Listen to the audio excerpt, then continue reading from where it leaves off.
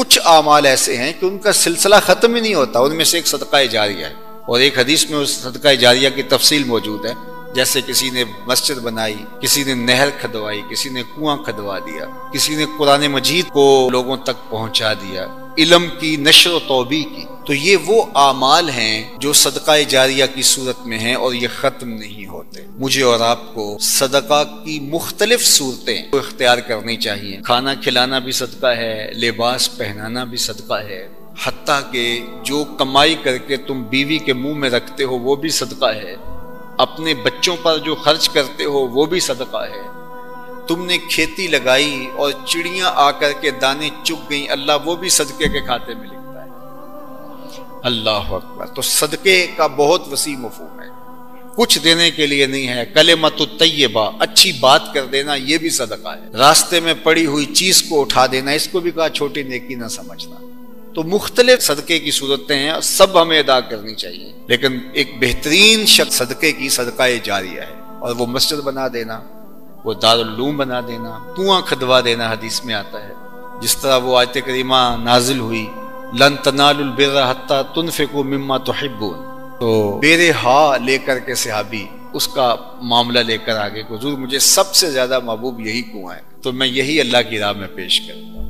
اللہ اکبر۔ دور موجود کے اندر جن علاقوں میں پانی نہیں ہے، آر او پلانٹ وہاں لگا دینا، یہ کنواں کھدوانے کا دور موجود کے اندر ایک منظم طریقہ ہے۔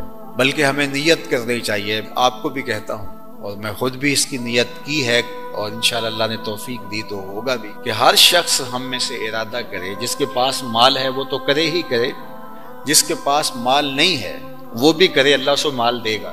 ہر شخص ارادہ کرے کہ میں زندگی میں کم از کم ایک مسجد تو بنواؤں گا، میں زندگی میں ایک جامعہ تو بنواؤں گا۔ تو یہ اگر ہم نیت کر لیں تو نیت المومن خیر من عملہ، تو اس کا ثواب آج سے ہی شروع ہو جائے گا۔ نیت وہ والی نہیں ہے کہ جب مال ہو تو پھر نیت ٹوٹ جائے۔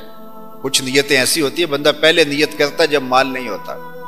جس طرح وہ ایک واقعہ مشہور ہے کہ ایک آدمی چڑھا اس کے اوپر، کھجور کے اوپر توڑنے کے لیے، تو وہاں ایک سانپ بیٹھا ہوا تھا، تو اسے نہیں پتا تھا، جب خوشے کو ہاتھ ڈالنے لگا تو ایک خوفناک سانپ دیکھا تو ڈر گیا، اور فوری نیچے سرکنے لگا اور کہا اللہ اگر اس سانپ کے قہر سے تو مجھے بچا لے تو تیری راہ میں اونٹ خیرات کروں گا، اور نیچے سرکنا شروع۔ یوں اترتے اترتے نصف تک آ گیا اور سانپ کا خطرہ بھی ٹلا نہیں ہے، تو کہنے لگا اللہ اگر تو مجھے اس سانپ سے بچا لے تو تیری راہ میں بکری خیرات کروں۔ پھر زمین کے تھوڑا سا قریب آ گیا اور کہنے لگا اللہ تو اگر اس سانپ سے مجھے بچا لے تو مرغی دے، اور پھر چھلانگ لگاتے ہوئے کہا مالک میرے گھر میں ایک انڈا پڑا ہے، وہی تیری راہ میں جا کے خیرات کر دوں گا۔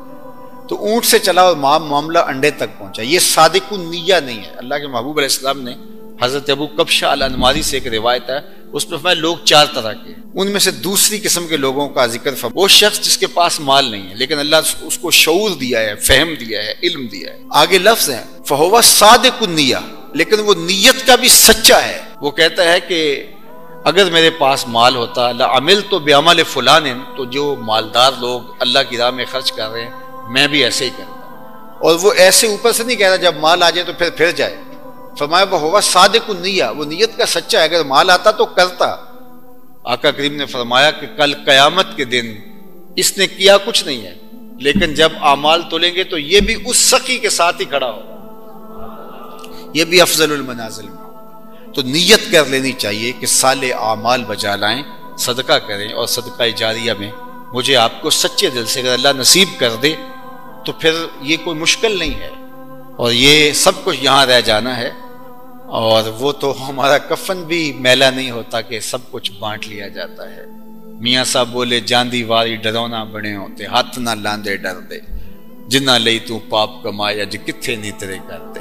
اچھی اولاد صدقہ جاری ہے۔ حدیث پاک میں آتا ہے کہ ایک شخص قبر میں جانے کے بعد اپنے اعمال نامے کو دیکھتا ہے اور اچانک اس کے درجے بڑھا دیے جاتے ہیں، تو وہ کہتا ہے کہ مالک یہ تو میرے اعمال نہیں تھے جس مقام پر مجھے بٹھا دیا گیا ہے، میں تو اس لیول کے عمل ہی نہیں کیے ہیں جو درجہ مجھے عطا کر دیا گیا۔ وہ کہتا ہے اے میرے مالک یہ جو ہے یہ میرے لیے کہاں سے آ گیا ہے؟ تو جواب آتا ہے استغفار ولدک لک، تیرے بعد تیرا بیٹا جو تو چھوڑ کے آیا تھا اس نے تیرے لیے استغفار کیا ہے، اللہ نے سب کچھ تیرے کھاتے میں لکھا۔ تو اولاد نیک ہو، اللہ اکبر۔ اور میں کہتا ہوں کہ اچھی اولاد ماں باپ کے لیے دعا کرتی ہے، استغفار کرتی ہے، اس کے لیے صدقے کا بھی اہتمام کرتی ہے، اس کے ایصال ثواب کے لیے کرتی ہے۔ اور اگر یہ سب کچھ نہ بھی کر سکے تو نیک ہو اولاد، صالح ہو، تو دن میں کتنی مرتبہ کہے گی ربنا اغفر لی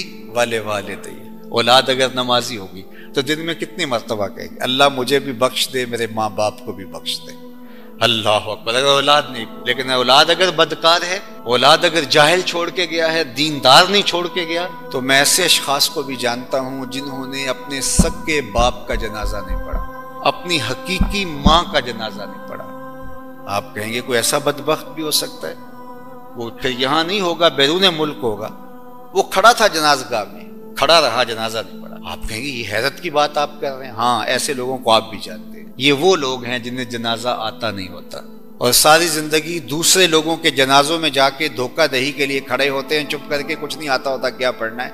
اور جب اپنی ماں فوت ہوتی ہے، اپنا باپ فوت ہوتا ہے، تو الگ بیٹھ کے جنازہ تو یاد نہیں کر رہے ہوتے کہ ماں چلی گئی ہے، باپ چلا گیا اور مجھے جنازہ بھی نہیں آتا، اور ساری زندگی لوگوں سے فراڈ کیا ہے، اب اپنی ماں سے تو نہ کروں، اپنے باپ سے دھوکہ تو نہ کروں۔ تو وہ سارے کاموں میں، مہمانوں کو دیکھنے بھالنے میں، خوش آمدید کہنے میں، مہمانوں کو بٹھانے میں، لوگوں کی تعزیت قبول کرنے میں لگے رہتے ہیں، اور پھر جب قبرستان میں جاتے ہیں اور صف میں کھڑے ہوتے ہیں، افسوس تو ہوتا ہوگا ہم کتنے بد نصیب بیٹے ہیں کہ ہم اپنی حقیقی ماں کے لیے، حقیقی ماں باپ کے لیے، اور تو رہا جنازے کی دعا بھی نہیں پڑھ سکتے۔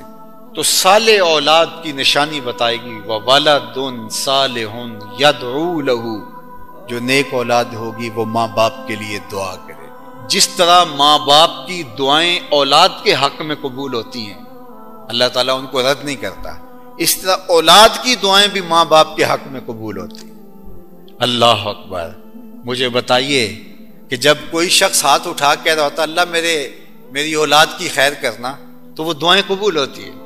اور اگر کوئی شخص ہاتھ پھیلا کے دعا کرتا ہے کہ اللہ میرے ماں باپ کی خیر کرنا، میرے ماں باپ کی مغفرت کرنا، اللہ اکبر۔ ایک بزرگ تھے تو وہ فرماتے ہیں کہ ایک شخص فوت ہو گیا، تو انتقال کے بعد وہ خواب میں ملے تو پوچھا کہ کیا بنا؟ اس نے کہا اللہ نے میری مغفرت کر دی۔ کہا کیسے؟ کہا کہ میں اپنی بدعمالیوں کی وجہ سے عذاب قبر میں مبتلا ہو گیا تھا، لیکن جب میں فوت ہوا تو اپنی بیوی کی گود میں ایک بچہ چھوڑ کے آیا تھا۔ اب وہ بچہ تھوڑا بڑا ہوا تو ماں اس کو جامعہ میں، درسگاہ میں، مسجد میں چھوڑ آئی کہ اس کو قرآن پڑھا دیا جائے۔ تو قاری صاحب نے کہا کہ بیٹے پڑھو بسم اللہ الرحمن الرحیم، تو وہ توتلی زبان سے بار بار پڑھتا ہے۔ تو میرے رب نے مجھے بخش دیا کہ مجھے شرم آتی ہے کہ اس کا بیٹا تو مجھے رحمان اور رحیم کہہ رہا ہے اور میں اسے عذاب دے رہا۔ اچھی اولاد ماں باپ کے لیے دعا کرے تو اللہ تعالیٰ راستے کو کشادہ کرتا ہے۔